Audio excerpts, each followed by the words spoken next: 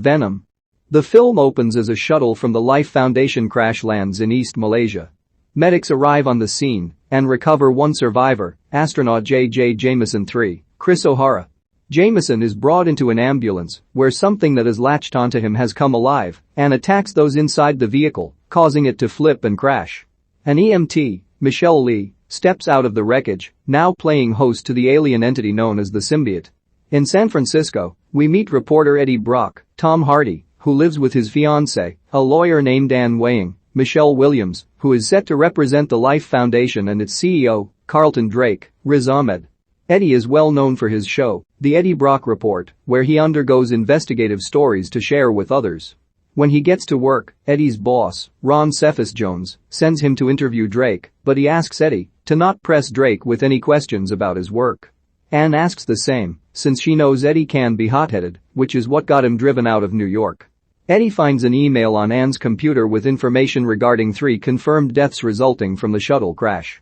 Against his orders, Eddie goes to interview Drake about his space travel program, but then goes off-script and starts to ask Drake about the deaths and how he is responsible for them. Drake cuts the interview short, and Eddie's boss fires him. Anne also gets fired, and she breaks up with Eddie. Back in Malaysia, the EMT wanders into a local market and starts to eat an eel. The vendor chastises her for it, so the symbiote forms a blade around her arm, and she slits the vendor's throat. Nearby onlookers try to attack her in retribution, but the symbiote releases quills that kills everyone around her. The EMT then walks to an elderly woman, Vicky Eng, and the symbiote releases the EMT, who is now dead, and latches onto the old woman. 6 months later, Drake is continuing his research into symbiotes by having tests run on homeless people. He speaks to one subject named Isaac, Jared Bankins, to make it seem like he is taking on some kind of groundbreaking task for mankind. Drake releases a symbiote into the room with Isaac and lets the entity overtake his body. He seems fine for a while until he begins convulsing, and the symbiote leaves Isaac's now dead body, having devoured his organs. Eddie is now jobless and alone. He goes to a nearby shop, where he is acquainted with the clerk, Mrs. Chen, Peggy Lou, but Eddie sees that she is constantly getting robbed of her money by a thug, Sam Medina, and he is unable to do anything about it. Eddie is then approached by Dr. Dora Skirth, Jenny Slate, a scientist from the Life Foundation who is appalled by Drake's experiments on humans. She wants Eddie's help in exposing Drake, but he refuses to go along because he doesn't care about what happens to mankind anymore. Eddie goes to Anne's apartment to visit her, only to find her coming back from a date with her new boyfriend, Dr. Dan Lewis, Reid Scott. Once they are alone, Eddie admits to Anne that he misses her and that he blames Drake for what happened to him, but Anne tells him that it's his own fault that he has hit rock bottom. Eddie later calls Skirth to join in on her mission. Skirth brings Eddie to the Life Foundation's headquarters and sneaks him in. Eddie takes pictures of the gruesome displays of the symbiote's victims. He recognizes one of the living ones as Maria, Melora Walters, a homeless woman that Eddie is friendly with. He tries to break her out of her cell, only for Maria to attack him. The symbiote in her body then latches itself onto Eddie, and he runs out. Security guards chase Eddie, and he now appears to have enhanced strength and agility, allowing him to escape. Drake and his people find Maria's body and know that there is a symbiote specimen on the loose. Drake gets Skirth to admit that Eddie was involved, and he leaves her inside a cell to be killed by another symbiote. Drake then sends a team of mercenaries led by Roland Treese, Scott Haze, to go after Eddie. Eddie starts to experience bizarre symptoms. He has an appetite for weird food choices, among them are frozen tater tots and rotten meat, and he feels like he has a fever. He also starts to hear a low, growling voice speaking to him. He finds Anne and Dan on a date, where he shows off how messed up he is while also going through other people's food and then sitting in a lobster tank to eat live lobsters. Anne and Dan figure they have to help Eddie.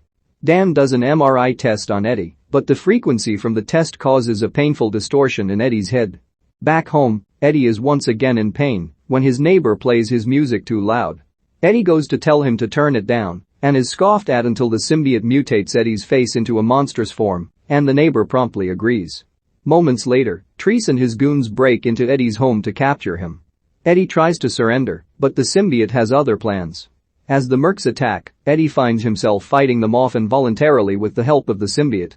Treese records this to show off to Drake, who is amazed that Eddie is a fitting match for the symbiote. Eddie then flees his apartment as more mercs start to show up. Eddie is chased through the city as he finds a motorcycle to ride. The symbiote helps him take out the goons and also maneuver through the streets with ease until Treese slams into Eddie with his car. As he approaches Eddie, the symbiote overtakes Eddie's whole body, transforming him into Venom. Before Venom can kill Treese, another merc shoots at him. Venom bites his head off and then retreats. Eddie finds himself near a lighthouse where his bones are miraculously healed. Venom, what the symbiote calls itself himself, speaks to Eddie and says he is a great host, though Eddie is mortified at seeing a man's head get bitten off. Venom tells Eddie that if he wants to survive, he need only comply. As Venom, Eddie climbs to the top of his former workplace to deliver evidence of Drake's crimes to his old boss. He nearly falls off the roof when a plane passes overhead and its frequency disrupts the symbiote, but Venom manages to catch Eddie before he hits the ground. After leaving the evidence, Eddie tries to leave, only for the mercs to try and get him once more. Venom fights them off before retreating. Eddie and Anne find each other after she goes by his apartment and sees that it's a crime scene, and she brings him to Dan's office for more help. She knows something is wrong with Eddie. Venom tells Eddie to talk to Anne, as Venom has taken a liking to her. Eddie apologizes for his screw-ups, though Anne tells him it's not the time. Dan runs another test on Eddie and determines that the symbiote is a parasite, which Venom does not like to be called. After Dan tells Eddie that he and the symbiote are essentially draining each other of life, Eddie turns on a high frequency that causes the symbiote to pull off of Eddie's body. Venom escapes through the vents after Eddie leaves, and he latches himself onto a small dog. Treese and his men then finally get Eddie and bring him to Drake. Meanwhile, the elderly woman from earlier goes to an airport and finds a small girl to use as a new symbiote host. The girl makes her way to San Francisco and finds Drake, and the symbiote then takes over Drake's body. Drake interrogates Eddie over the whereabouts of the symbiote. The symbiote and Drake forms around his body, naming itself Riot. Eddie learns that Drake's plan is to head back into space and find more symbiotes to bring back to Earth for them to use humans as hosts. Anne finds the dog that is hosting Venom, and she then heads to the Life Foundation as she now hosts Venom, making her She-Venom. Anne helps break Eddie free and also bites off Treese's head, which horrifies her, and she transfers Venom back to Eddie through a kiss. Eddie and Venom head off to find Drake and Riot before they board the rocket. The two men fight using their symbiote forms, while Anne turns on a frequency to disrupt both of them and make the symbiotes leave their hosts. Drake sees Riot and tries to reattach himself, but Eddie kicks him off the ledge. Eddie turns around and is impaled by Riot, who then boards the rocket as it starts to lift off. Venom finds Eddie and latches back onto him, healing the impalement wound. They then leap onto the rocket as Venom cuts open the fuel line, causing the rocket to explode and incinerate Drake and Riot. The flames from the rocket also cause Venom to seemingly die as Eddie falls into the water. Sometime later, Eddie and Anne appear to have mended their relationship as friends. He mentions being asked to bring his show back and do a show on Drake, but he has other plans to meet with someone in prison. It also turns out that Venom is still inside Eddie, though he keeps that a secret from Anne. Eddie walks away and bumps into an old man, Stan Lee, who encourages him to not stop fighting for what he loves. Venom also wants to eat the man's dog. Eddie walks around with Venom and tries to explain to him that, if they are going to stick together, that he cannot just eat any person he wants, and that they may only target the really bad people. He goes into Mrs. Chen's shop, and the thug from earlier attempts to accost her for money again. Eddie morphs into Venom and devours the thug in front of Mrs. Chen. Eddie asks Venom what they should do next, and he responds that they can do whatever they want. Mid-credits, Eddie goes to San Quentin prison for an interview with his newest subject, a serial killer by the name of Cletus Cassidy, Woody Harrelson. Cassidy vows that once he is released, there will be carnage.